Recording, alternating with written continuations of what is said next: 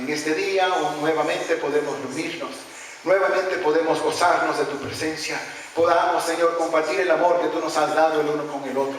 Entregar, Señor, cargas y necesidades delante de ti. Y ahora, Señor, descansar y recibir la palabra tuya para nosotros hoy en día.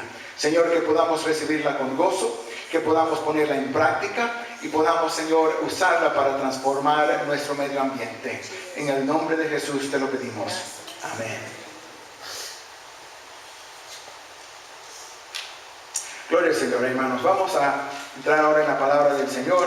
Si usted estuvo aquí la vez pasada, o si no estuvo, les quiero recordar que hemos estado viendo que en la palabra se encuentran varias fiestas del Señor que Dios estableció para su pueblo Israel. Y es del Señor, o sea, no son fiestas judías, aunque muchos los nombran así, porque la palabra nos dice en Levíticos que son fiestas del Señor. Y si somos nosotros del Señor, también son para nosotros. Nosotros habíamos visto que en la primavera había fiestas que se celebran, la fiesta de la Pascua, la fiesta de los panes sin levadura, también lo de las primicias, y que correspondían con la vida de Jesús. La Pascua, cuando Jesús fue sacrificado; la fiesta de sin levaduras, el primer día cuando Él fue enterrado; las primicias, cuando Él resucitó, y todo tenía su lugar. Y también entonces más adelante, 50 días después, se celebraba lo que llamamos nosotros el Pentecostés, ¿verdad? Que es cuando el Espíritu Santo fue derramado sobre los seguidores de Jesús. Pero también en el otoño hay fiestas que se celebran, y entre ellas encontramos las fiestas de las trompetas, que nosotros habíamos visto hace 2 semanas. Las fiestas de las trompetas es cuando Dios se encontró con el pueblo. Por primera vez allá en el monte hubo sonido de bocina, y entonces se conmemora y se celebra eso. Y también nos habla acerca de Jesús, cuando toque la trompeta es cuando Él viene por nosotros, cuando Él regresa, cuando Jesús regresa a recoger a su pueblo. Entonces tenemos eso. Y después, la semana pasada habíamos visto que entre la fiesta de trompetas y la fiesta de hoy, que se va a hablar hoy del día de expiación, hay 10 días. 10 días en el cual uno medita y se escudriña y busca dentro de sí cuáles cosas hay que no están correctas, cuáles cosas hay dentro de nosotros que tenemos rencores, o hemos ofendido a alguien, o hemos hecho algo contra alguien, para poder reconciliarnos, para poder hacer restitución, como vimos la semana pasada, que Zaqueo, cuando él se arrepintió y Jesús estaba con él en su hogar, se levantó y dijo: hoy voy a pagar a todos los que les he robado, o sea, los que los he engañado, 4 veces lo que les toqué, y a los pobres le voy a dar la mitad. En otras palabras, él se quedó sin nada, pero era una muestra de lo que la palabra llama frutos de arrepentimiento. Él se había arrepentido y se vio el arrepentimiento. Él estaba restituyendo lo que había tomado de otros, lo que a otros necesitaban, y hubo un cambio. Y para nosotros en estos 10 días, estamos en lo que estamos, es para poder meditar nosotros mismos en nuestras vidas y decir: Señor, ¿en qué yo he hecho mal? ¿Cómo he ofendido a mi hermano? ¿Cómo he maltratado a fulano de tal, o a esta persona o a otro? ¿Qué es lo que yo he hecho? ¿Qué es lo que yo he dicho? O cosas que en mi vida están que no agradan al Señor. Porque sí, somos salvos, pero todavía hacemos cosas que no agradan al Padre. No son parte de la vida en Él, y sin embargo lo dejamos en nuestras vidas. Cosas que decimos, cosas que vemos, cosas en las cuales participamos, cosas que hacemos que no son parte del reino, pero todavía están ahí. Es mejor nosotros escudriñarnos y ver y decir: Señor, perdóname, Señor, me arrepiento. No quiero que estas cosas sean parte de mi vida. Voy a regresar a caminar como debo, de acuerdo a tu palabra. Un tiempo de restituir. Si has tomado algo de alguien, has hecho algo que no es correcto, restituir, regresar, tener frutos de arrepentimiento, poder nosotros juzgarnos a nosotros mismos para no ser juzgados después por el Señor. Como dice la palabra, es mejor caer sobre la piedra del ángulo y ser quebrantado, que la piedra del ángulo caiga sobre nosotros y nos haga polvo. Mejores nosotros. Y entonces hoy entramos en la tercera parte de estas fiestas del otoño, que es el día de expiación. El día de expiación. Así que vamos a la palabra del Señor y vamos a abrir el libro de Levíticos, el capítulo 23, y comenzar a leer con el versículo 26.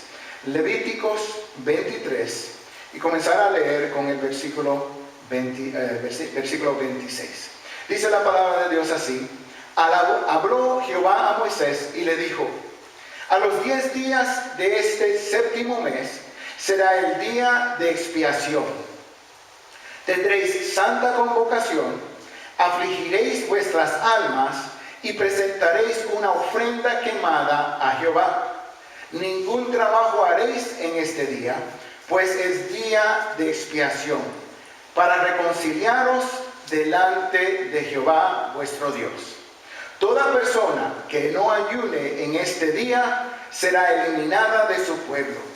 Y cualquier persona que haga algún trabajo en este día, yo haré perecer a la tal persona en medio de su pueblo. El 31 dice: así pues, ningún trabajo haréis, estatuto perpetuo os será por vuestras generaciones, a donde quiera que habitéis. Día de descanso será para vosotros, y ayunaréis comenzando el día 9 comenzando el día 9 del mes en la tarde, de tarde a tarde guardaréis vuestro descanso. O sea, de la tarde del día anterior, del día 9, hasta la tarde del día 10. Así que vemos aquí que se establece esta fiesta, bueno, aunque llamamos fiesta, el día de expiación. No era una fiesta porque no era de comer, al contrario, era de ayuno. Era una fiesta, un día donde se reunían, se reunían y era una santa convocación, ¿verdad? Y también ayunaban. También traían una ofrenda, un sacrificio al Señor, y no trabajaban el día entero. Y era un día muy especial, muy poderoso y muy santo, muy sagrado. O sea, entre los judíos es lo que ellos llaman el día más santo de su calendario religioso. Porque en ese día es cuando ellos son expiados o son perdonados por los pecados del año por Dios.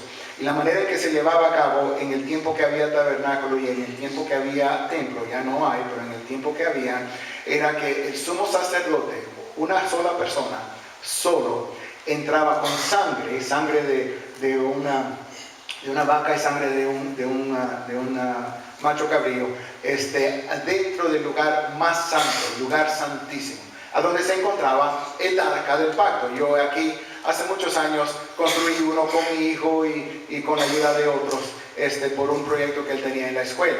¿Okay? No es nada especial, nada más es algo para recibir un grado.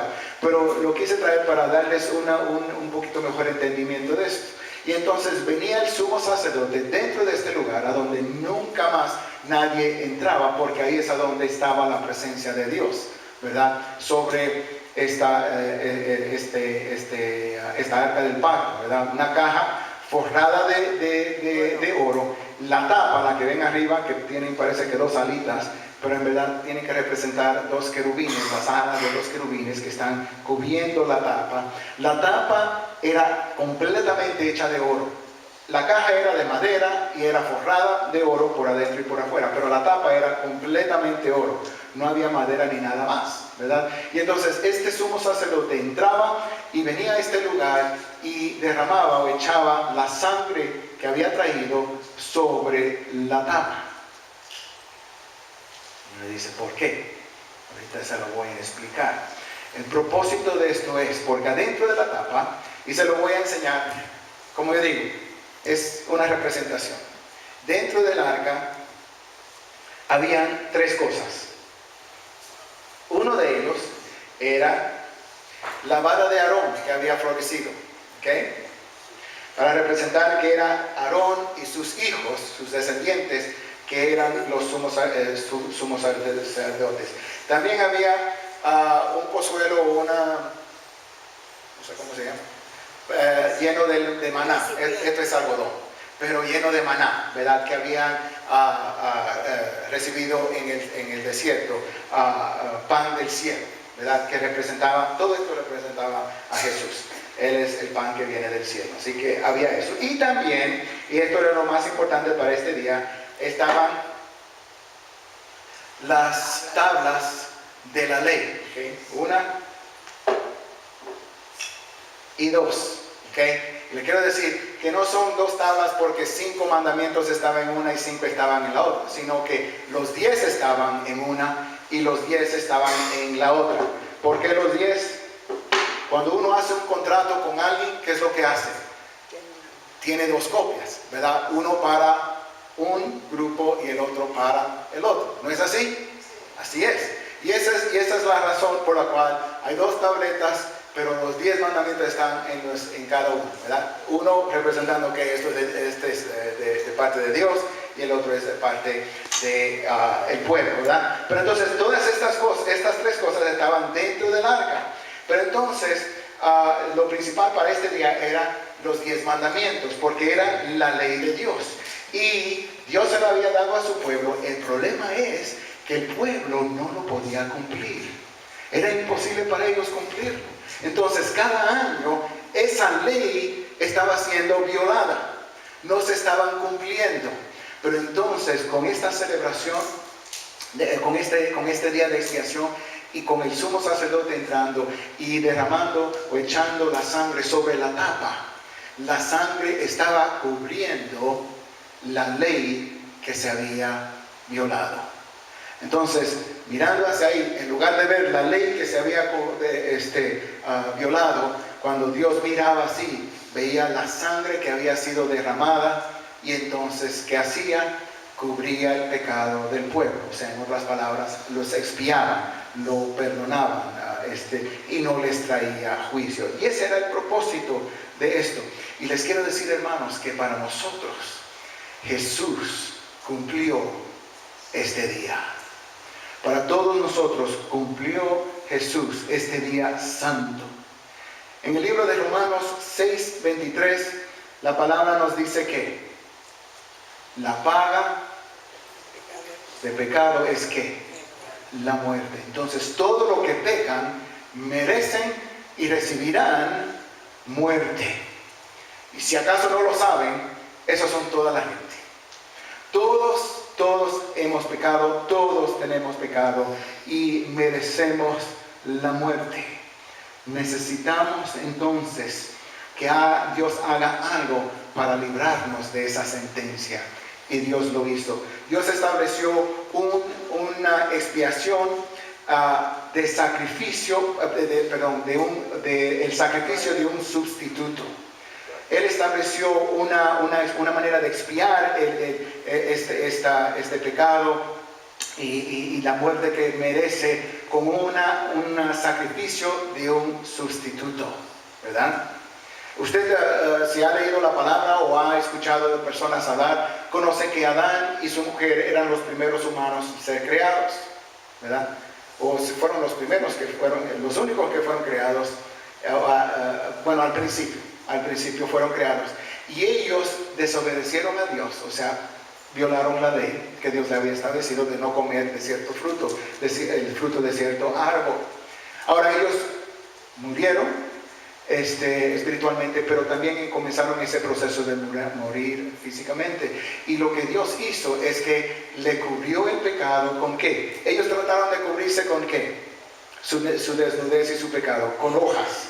Pero eso no es duradero. Y Dios entonces sacrificó un inocente, un animal, para cubrirlos, su desnudez.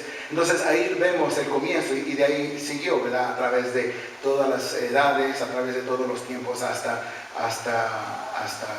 acá en el pueblo de Israel, ¿verdad? Entonces siempre había la necesidad del sacrificio de un inocente. Si vamos al libro de Hebreos, vamos a encontrar en el capítulo 9, en el versículo 22, que nos dice este principio. Según la ley, casi todo es purificado con sangre, y sin derramamiento de sangre no hay remisión. no hay perdón, no hay expiación. Tiene que haber derramamiento de sangre. Alguien tiene que morir, algo tiene que morir.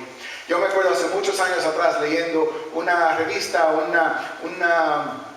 una revista, o creo que fue posiblemente un tratado, acerca de dos hermanos chinos que vivían en San Francisco, y uno era un hermano trabajador, buena persona, amable, que luchaba para mejorar su condición y su situación.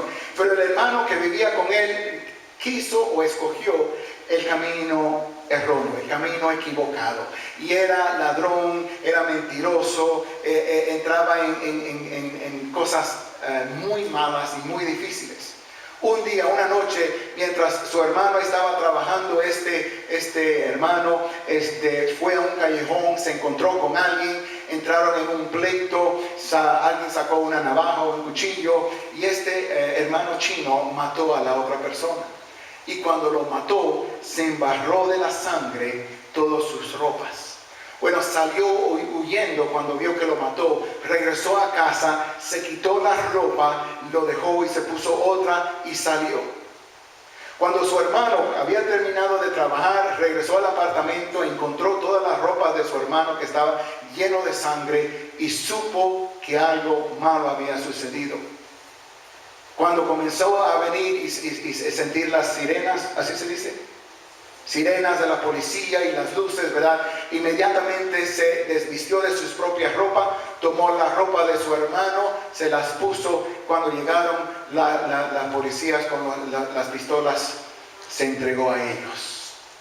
Fue llevado a la corte, lo declararon culpable, lo llevaron a la sentencia de la muerte y le quitaron la vida. El hermano que sobrevivió, después de ver lo que había sucedido, se sintió tan mal, terriblemente mal, y fue a la corte y fue con los jueces y le dijo: fui yo el que maté a aquel hombre, yo soy el culpable, no era mi hermano, llévenme a mí a la muerte. Pero el juez le dijo: ya es demasiado tarde, porque ya fue pagado el delito. El derramamiento de sangre del hermano le dio salvación a él, el culpable. El inocente murió por el culpable. Y esto lo vemos en las Escrituras, especialmente en cuanto a nuestro Señor Jesús, que Él tomó el lugar del culpable. Él era inocente, es inocente, no tiene pecado, no hizo nada malo, pero Él tomó el lugar del culpable y recibió el castigo que merecía. Así como estos animales que nosotros podemos encontrar en la palabra, que fueron sacrificados para el pueblo. El animal no había hecho nada, no estaba culpable, sin embargo era inocente y perdió la vida para los que eran culpables. Como yo les dije, dentro del arca estaban los 10 mandamientos, estaba la ley, pero la sangre, cuando fue puesta por encima de esta tapa, cubría la ley y cubría la transgresión, el pecado que ellos habían cometido, los pecados.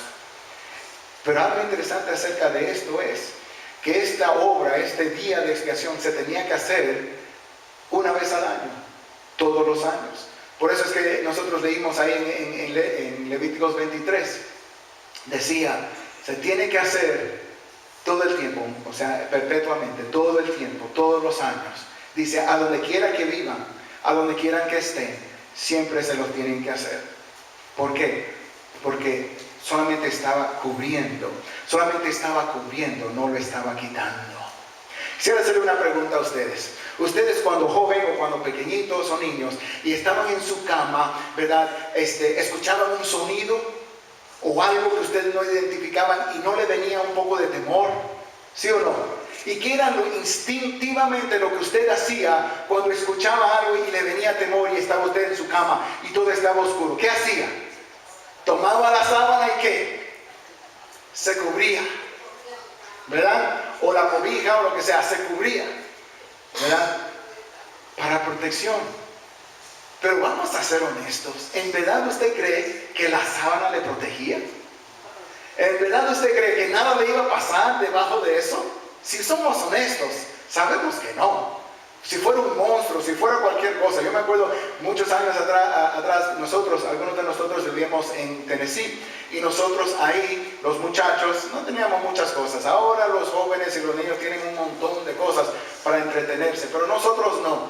Pero Dios era tan bueno que nos mandó un perrito de esos de la calle para entretenerlos, y nosotros nos enamoramos de ese perro feo. Era feo, en verdad, no tenía nada bonito de él, nadie lo cuidaba, estaba lleno de garrapatas, una situación muy difícil, pero nosotros los amamos mucho y lo llamamos Scooby, como el perrito del televisor, Scooby. Nosotros nos reíamos porque todos los adultos decían, no queremos ese perro aquí en la casa, no queremos que estén jugando con esos perros, pero todos los adultos le daban toda la comida que le sobraba a Scooby. Scooby llegó bien delgadito, y cuando se fue estaba bien gordito. Pero un día, no sé cómo sucedió, nosotros en nuestra casa durmiendo, la puerta de atrás de donde nosotros vivíamos se abrió y Scooby se metió dentro. Y yo estaba cubierto de la sábana, ¿verdad? Y Scooby, no sé por qué me escogió a mí en vez de mi hermano, se lanzó sobre mí. Y yo pensé que estaba atacando y yo estaba golpeando para ser libre, porque la sábana no te protege. Pero veamos lo que dice la palabra. Vamos al Salmos 91. Y vamos a leer unos versículos ahí. Salmos 91. Y para los que quieren saber, como yo digo, Scooby estuvo con nosotros todo ese tiempo. Pero cuando ya nosotros nos estamos preparando para ir, o sea, para salir de allá y venir a Texas, a San Antonio, Scooby se desapareció. Yo no sé si es que Dios hizo como Elías y se lo llevó en un torbellino al cielo, o si se fue a otro lugar, pero era de Dios. Yo sé que era de Dios. Entonces, Salmos 91, vamos a leer unos versículos. El primero, el segundo y el 4. Salmos 91, 1. Dice así: el que habita al abrigo del Altísimo morará bajo la sombra del Omnipotente. Diré yo a Jehová, esperanza mía y castillo mío, mi Dios en quien confiaré. En el versículo 4 dice: con sus plumas te cubrirá y debajo de sus alas estarás seguro. Escudo y protección es tu verdad. Ahora, verdaderamente Dios no tiene alas y plumas, ¿okay? Pero es una manera de describir algo poético para dejarnos saber la protección y el cuidado que nosotros tenemos, el amor y la atención que Dios tiene por nosotros. Así que, ¿qué mejor es? En lugar de estar cubierto por una sábana, estar dentro de un castillo, como lo dice aquí. Entonces estamos hablando de protección, ¿sí o no? Sí. Y entonces es mejor, en lugar de cubrir con sangre el pecado, es mejor es que se quite el pecado. Y como la sangre de los animales no lo pudo hacer, la sangre de nuestro Señor Jesús sí lo hizo. Veamos Hebreos un momentito, capítulo 10, versículo 4. Hebreos 10, 4.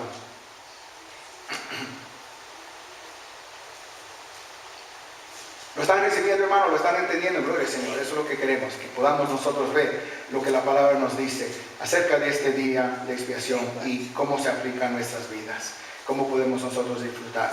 Hebreos capítulo 10, versículo 4 dice: porque la sangre de los toros y de los machos cabríos no puede quitar los pecados. Solamente era cubrir, pero no quitar. Y por eso era que cada año se tenía que hacer otra vez, porque no era duradero. No lo podía quitar y no era duradero. ¿Okay? Entonces, nosotros tenemos algo mejor en Jesucristo, a donde Él cumplió y llevó a cabo este día de expiación. Estamos en el libro de Hebreos. Vamos a ir hacia atrás un poquito al capítulo 9 y leer unos versículos, comenzando con el versículo 6.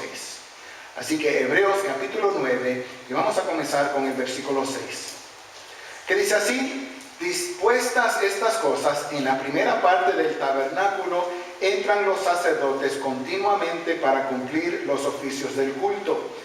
Pero en la segunda parte entra solo el sumo sacerdote una vez al año llevando la sangre que ofrece por sí mismo y por los pecados de ignorancia del pueblo. Así que el sumo sacerdote entraba, pero no solamente era para que hubiera perdón del pueblo, sino también incluyéndolo a él.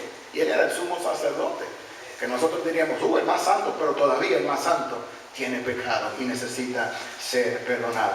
En este caso dice el Espíritu, el versículo 7 dice así. Ahora vamos a saltar al versículo 11, mismo capítulo, el versículo 11 dice: pero estando ya presente Cristo, sumo sacerdote de los bienes venideros, por el más amplio y más perfecto tabernáculo, no hecho de manos, es decir, no de esta creación, y no por sangre de machos cabríos ni de becerros, sino por su propia sangre, entró una vez para siempre en el lugar santísimo, habiendo obtenido eterna redención. Vamos a saltar al 14, que dice: cuanto más la sangre de Cristo, el cual mediante el Espíritu eterno se ofreció a sí mismo, sin mancha a Dios, limpiará vuestras conciencias de obras muertas, para que sirváis al Dios vivo. En otras palabras, aquí nos está diciendo, antes era un sumo sacerdote, un hombre que tomaba 2 animales y los sacrificaba, tomaba la sangre para cubrir pecados por un año. Pero dice, pero ahora tenemos a Jesucristo, que es el sumo sacerdote y que también es el sacrificio. Porque Él es divino, así que es el sumo sacerdote. Y como es humano, 100% de los dos, es el sacrificio. Él es el que lo ofrece el sacrificio y Él mismo es el sacrificio. ¿Y cuál es la sangre que Él ofrece? Su propia sangre. Es la sangre de una víctima, una persona inocente por los culpables. Y dice, y no solamente eso, que es mejor porque no lo hace en un tabernáculo hecho de manos, en un tabernáculo físico aquí en la tierra, sino en algo no hecho de manos, no de esta creación, sino es que el tabernáculo del cielo. Cuando Dios le dio a Moisés los planes para el tabernáculo, estaba dándole un patrón que ya existe en el cielo. Y entonces Él fue al cielo y mostró la sangre. Por eso es que inmediatamente después de resucitar, cuando se encontró con María, ¿qué le dijo? No me toques, porque todavía no he ido al Padre. En otras palabras, todavía tengo que ir al tabernáculo celestial y presentar la sangre de que todo ha sido perdonado. Por eso es que cuando Jesús murió, el velo que separaba a Dios de los hombres se abrió de arriba abajo por completo, porque ya a través del sacrificio de Jesús ya hay acceso a Dios a través de fe en Jesucristo. ¿Okay?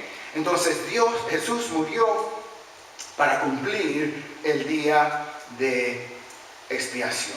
Vamos a un texto más, 2 Corintios 5:21. 2 Corintios 5:21,